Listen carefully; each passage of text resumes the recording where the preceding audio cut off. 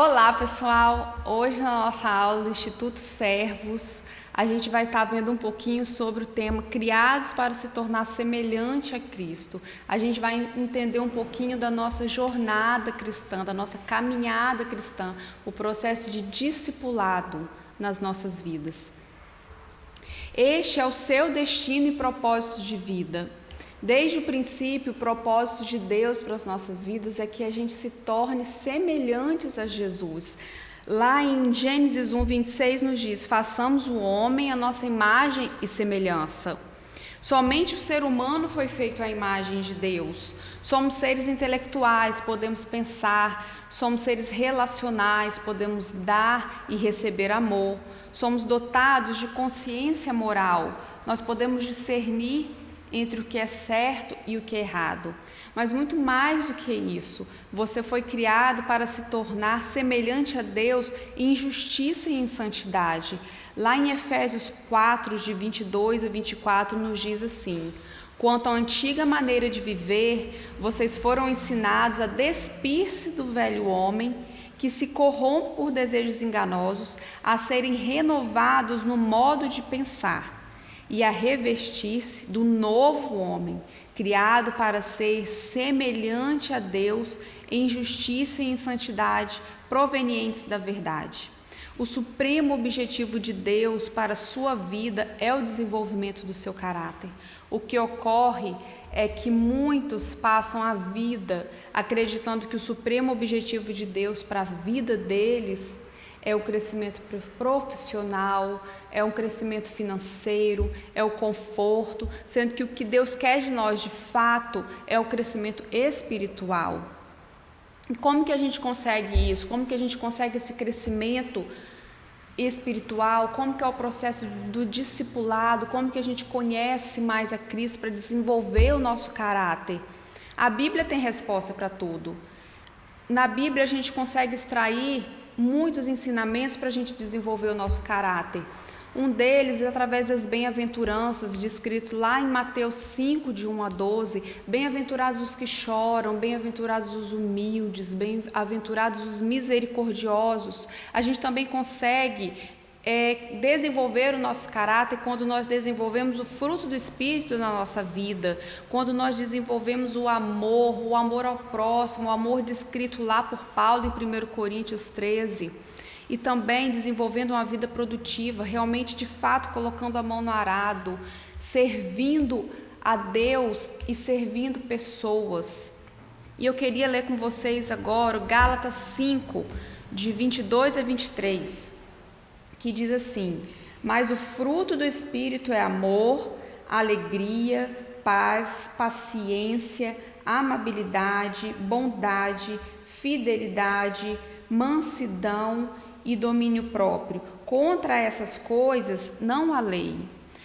Como a gente vê que alguém está crescendo, está amadurecendo, está desenvolvendo o caráter em Cristo? É quando a gente começa a ver fruto do Espírito na vida dessa pessoa. É aquela pessoa que há anos atrás que você conheceu e ela era uma pessoa explosiva, de repente, uma pessoa impaciente, e hoje você vê aquela pessoa que consegue exercer o domínio próprio na vida dela, consegue exercer a paciência. Isso é fruto do Espírito, isso é fruto, isso é resultado de uma vida voltada para a santidade, para essa caminhada cristã. É tarefa do Espírito Santo produzir um caráter semelhante ao de Cristo. Você não pode reproduzir o caráter de Jesus por esforço próprio. Nós precisamos, e glória a Deus que temos o Espírito Santo na nossa vida. Lá em 2 Coríntios 3,18 diz assim: e todos nós que com a face descoberta contemplamos a glória do Senhor, segundo a sua imagem, estamos sendo transformados com glória cada vez maior. Estamos sendo transformados, a qual vem do Senhor, que é o Espírito. Essa transformação vem através do Espírito Santo nas nossas vidas. Mas de fato, nós também temos que fazer a nossa parte. Nós precisamos dar um passo de fé na nossa caminhada cristã. Às vezes você é uma pessoa que tem no seu coração o desejo de servir no evangelismo ou servir com crianças ou servir no ensino. De fato, querer vem do Senhor. O querer e o realizar vem do Senhor. Às vezes o que falta é dar um primeiro passo de fé na sua caminhada cristã, sair do querer e partir para o realizar. Mas nós precisamos fazer a nossa parte. Quando a gente lembra lá na história do povo de Israel, quando Josué e o povo de Israel e os sacerdotes estavam ali no Rio Jordão, com aquela história conhecida, quando o Rio Jordão se abre para eles passarem, para eles atravessarem a pés secos até chegar a Jericó. Quando a gente pega essa história, algo chama atenção. A ordem é: coloquem o pé no rio.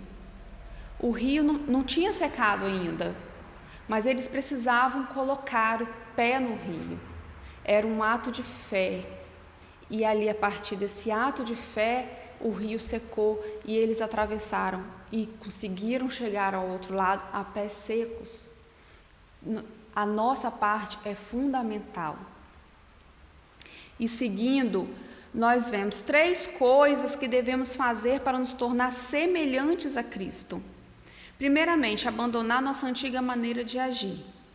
Quando nós aceitamos a Cristo, nós abandonamos antigos atos que desagradavam a Ele. A segunda forma é mudar os nossos pensamentos. A Bíblia nos diz que somos transformados pela renovação da nossa mente. Uma amiga uma vez me contou algo que ela colocou no convite dela de formatura, e eu nunca me esqueci disso. Era mais ou menos assim: ela colocou que quem conheceu ela há 5 anos atrás, ela passou por tantas provações, por tantas dificuldades, por tanta coisa na vida dela, que provavelmente quem ela conheceu há 5 anos atrás, hoje ela precisaria se apresentar novamente para essa pessoa, porque ela era de fato outra pessoa, uma pessoa mais amadurecida, uma pessoa mais esclarecida.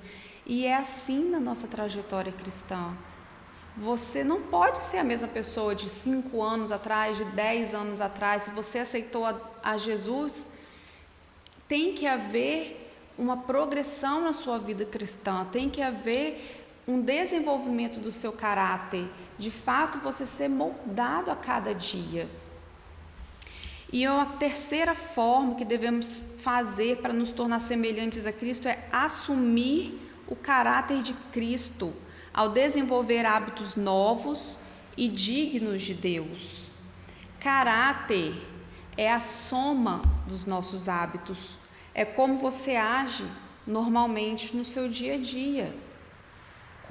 Como a gente diz, conhecer a Bíblia é algo muito importante, mas de fato você vai mostrar quem você é, como você está amadurecendo no seu dia a dia, através das suas atitudes. A sua fé, nossos atos devem ser coerentes com a nossa fé. Continuando, 3 fatores indispensáveis para o desenvolvimento do nosso caráter. Então a gente entendeu que a gente precisa realmente evoluir, que a gente precisa crescer na nossa trajetória cristã. E como que a gente consegue isso? Através da palavra, através das pessoas e através das circunstâncias. A palavra de Deus é a verdade que nos liberta. Mais à frente a gente vai falar um pouquinho mais sobre a palavra de Deus. As pessoas, elas são essenciais na nossa trajetória. O salmista diz: quão bom e quão suave é que os irmãos vivam em união. A união, a comunhão, ela é muito importante. Gera bênção estarmos entre os irmãos. E o que isso ajuda no desenvolvimento do nosso caráter? É através do próximo que a gente vai exercer o maior mandamento de Cristo: amar a Deus acima de todas as coisas e o próximo como a ti mesmo. E através das circunstâncias nós também desenvolvemos o nosso caráter. As provações que passamos, elas são parte fundamental no processo de amadurecimento. A maturidade espiritual é um processo, ela não é instantânea, ela vai durar toda a nossa vida, só vai terminar quando chegarmos no céu ou com a volta de Jesus. O que ocorre é como essa trajetória ela é lenta, a gente acaba se distraindo com as coisas terrenas. A gente acaba muitas vezes se amoldando aos padrões desse mundo. E o que Jesus nos diz é não se amoldem. O que a Bíblia nos diz é não se amoldem aos padrões desse mundo. O que Deus quer é muito mais do que uma vida terrena aqui. Ele quer o nosso desenvolvimento no dia a dia. Efésios 4,13 nos diz: até que todos alcancemos a unidade da fé e do conhecimento do Filho de Deus e cheguemos à maturidade, atingindo a medida da plenitude de Cristo. Esse é o caminho do discipulado, esse é o caminho da santificação, é a maturidade cristã. E como crescemos? Hoje nós vemos, infelizmente, muitos cristãos que envelhecem, mas não crescem. Então, de fato, o que a gente precisa fazer para crescer? O crescimento deve ser intencional. Isso é uma decisão, é um esforço diário, é um querer. Eu quero crescer. Assim como você decide em outras áreas da sua vida, eu quero passar neste concurso, eu quero este emprego, eu quero ter tantos filhos, eu quero me casar com tal idade. Você deve querer amadurecer, você deve querer avançar na sua vida espiritual. Você também precisa desenvolver a mente de Cristo, começar a agir de maneira diferente, mudar o seu modo de pensar. Isso a Bíblia chama de arrependimento. Arrependimento é mudar de ideia, diferente do remorso, que é quando você peca e você sente aquela dor no momento, mas no outro dia, na outra semana, você está ali cometendo de novo aquele pecado. O arrependimento, ele te chama realmente para uma mudança de hábitos. A pessoa que se arrepende, ela muda de ideia, ela não comete mais aquilo. Filipenses 2:5 nos diz assim: seja a atitude de vocês a mesma de Cristo Jesus. Nós precisamos ter essa oração dia após dia. Senhor, nos ajude a ter a mesma atitude de Cristo Jesus. Pensar como Ele pensa. Isso envolve uma alteração mental, mudar os nossos pensamentos, pedir a Deus para não ter mais pensamentos egocêntricos, pensamentos imaturos. Lá em Romanos 8,5 nos diz: quem vive segundo a carne tem a mente voltada para o que a carne deseja. Quem tem a mente voltada para o Espírito tem a mente voltada para o que o Espírito deseja. E aí mais na frente ele diz: quem é dominado pela carne não pode agradar a Deus. Nós precisamos ter a mente voltada para o que o Espírito deseja. Nós precisamos também ter pensamentos maduros. Pensamentos maduros são pensamentos voltados para o próximo, pensamentos menos egocêntricos, voltados realmente para o amor ao próximo. Pensar nos outros é a melhor evidência de um crescimento espiritual. Nós também precisamos ser transformados pela verdade. A palavra de Deus, lá em Mateus 4,4 nos diz: está escrito, Jesus dizendo, nem só de pão viverá o homem, mas de toda palavra que procede da boca de Deus. Nós precisamos nos alimentar da palavra de Deus. E aí eu coloquei aqui no slide: a palavra de Deus, ela gera vida, produz fé, promove mudanças, afugenta do diabo, realiza milagres, cura feridas, edifica o caráter, transforma circunstâncias, traz alegria, supera a adversidade, derrota a tentação, inspira esperança, libera poder, esclarece a mente e nos garante um futuro eterno. Eu fiz questão de colocar isso tudo aqui para a gente entender que a gente não pode ficar sem a palavra de Deus. Assim como a gente precisa do alimento físico e sem esse a gente morre, a gente também não pode ficar sem o alimento espiritual. A gente precisa permanecer na palavra de Deus. Eu trouxe um dado que eu peguei numa pesquisa rápida do Google, que diz assim: o livro mais vendido do mundo é a Bíblia. Segundo a Sociedade Bíblica do Brasil, ela foi traduzida para quase 3.000 idiomas, ocupa o primeiro lugar do ranking de livro mais vendido há mais de 50 anos. Estima-se que mais de 3,9 bilhões de exemplares tenham sido vendidos no mundo. 3,9 bilhões, quase 4 bilhões de Bíblias já foram vendidas no mundo. Mas uma Bíblia na estante, uma Bíblia na prateleira, não muda a vida de ninguém. Jesus nos diz para nós permanecermos na palavra de Deus.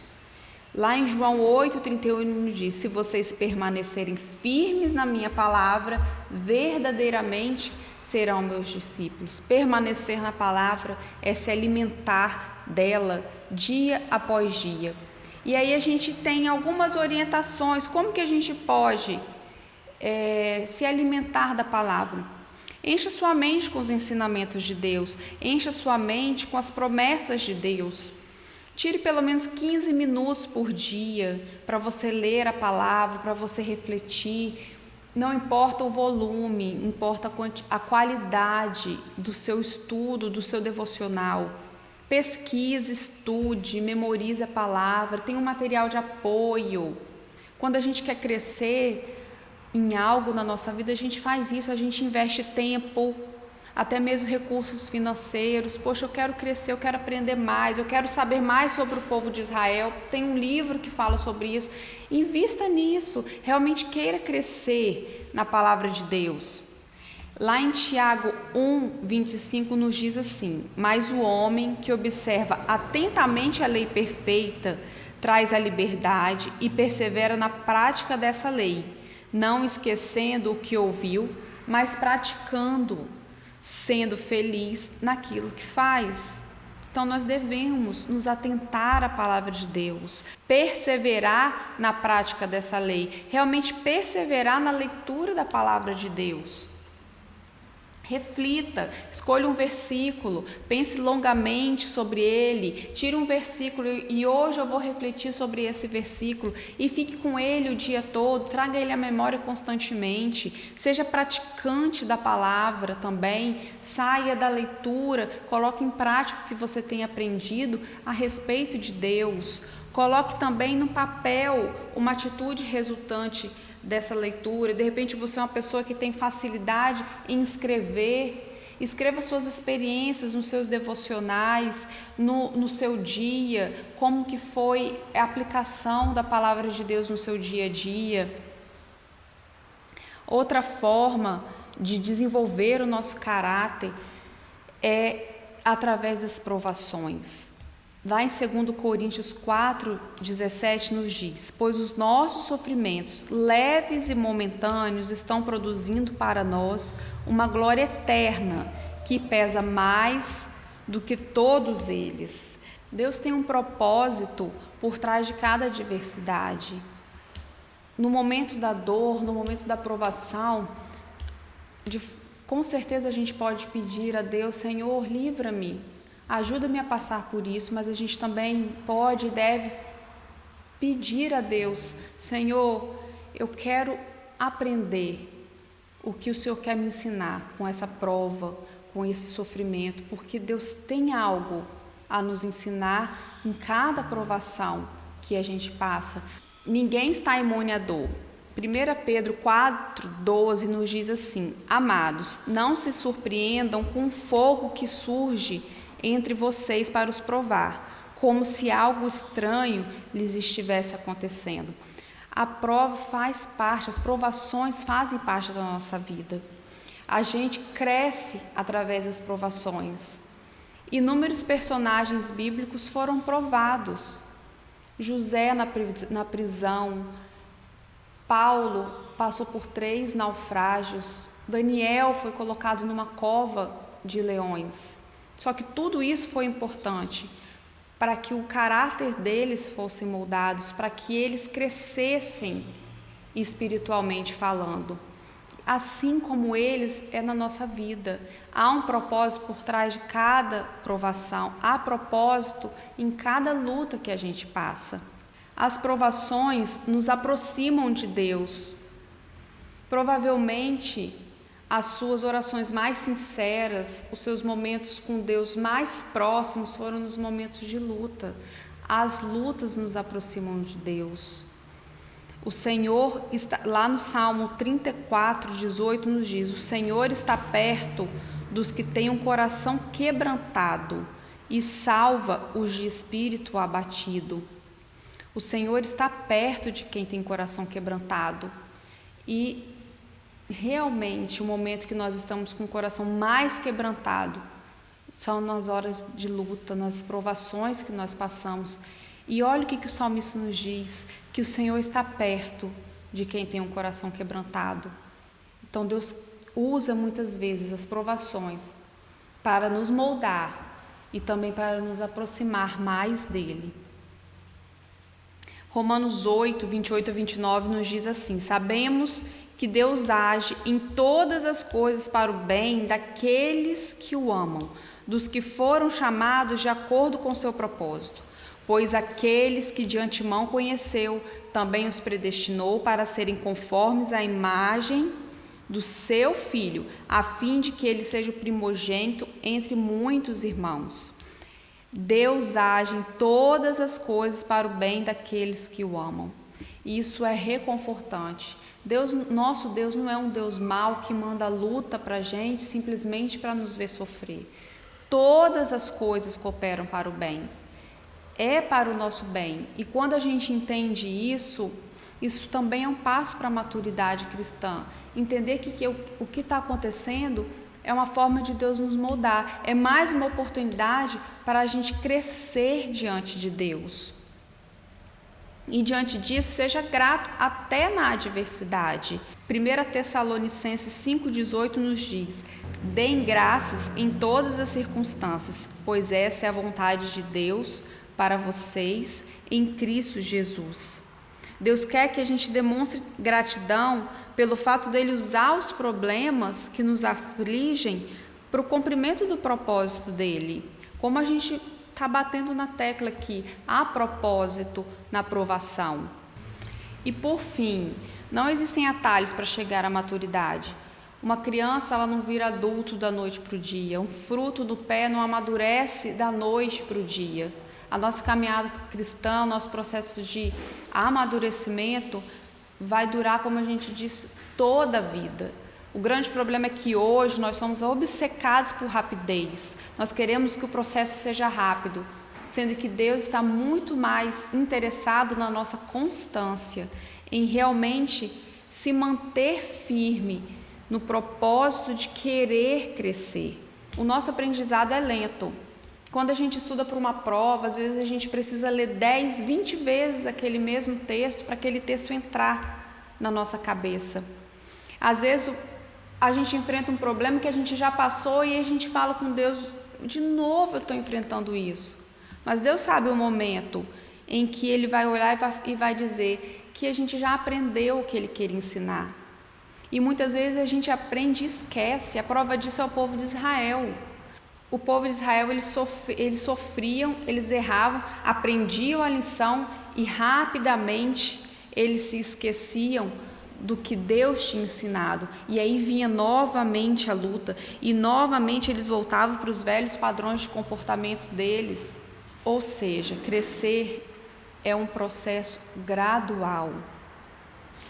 Temos muito a desaprender também. Desconstruir, desaprender algo é mais difícil do que aprender alguma coisa. É muito mais fácil você ensinar algo para uma criança que está ali com a mente, vamos dizer assim, limpa, do que você pegar uma pessoa que tem toda uma história, que tem toda uma carga emocional, às vezes traumas, antigos hábitos, e pegar essa pessoa e fazê-la entender que é preciso desconstruir muita coisa, é preciso mudar hábitos antigos. Só que o que eu digo é que é possível. Isso é o que a Bíblia chama de despir-se do velho homem. É realmente, dia após dia, você trabalhar no seu caráter, você amadurecer em Cristo. E por fim, não desanime. E eu queria encerrar com um versículo que diz, lá em Provérbios 4,18: mas a vereda dos justos é como a luz da aurora, que vai brilhando mais e mais até ser dia perfeito. E eu queria destacar esse mais e mais. É um progresso, é uma caminhada. A nossa caminhada cristã, ela deve ser sempre mais e mais até que Jesus volte. Amém? Não deixe de assistir com calma essa aula, veja, reveja todas as aulas, realmente dedique tempo para estudar as aulas do Instituto Servos, busque realmente crescer no Senhor, seja intencional no seu crescimento, na sua trajetória cristã.